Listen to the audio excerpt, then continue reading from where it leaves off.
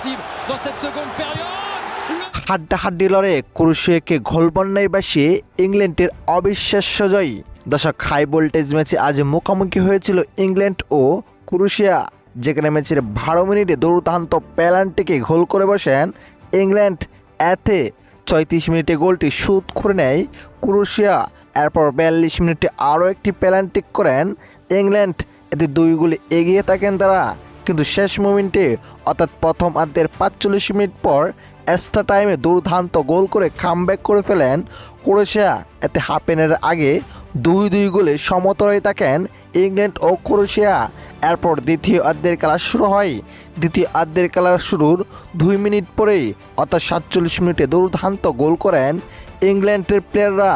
এরপর শেষ মোমেন্টে আরও একটি গোল করেন ইংল্যান্ড, অর্থাৎ 85 মিনিটে আরও একটি গোল করে ফেলেন ইংল্যান্ড। এতে শেষ পর্যন্ত ক্রোয়েশিয়াকে 4 গোলের দুর্দান্ত ব্যবধানে হারিয়ে জয় তুলে নেন ইংল্যান্ডের ফুটবলাররা।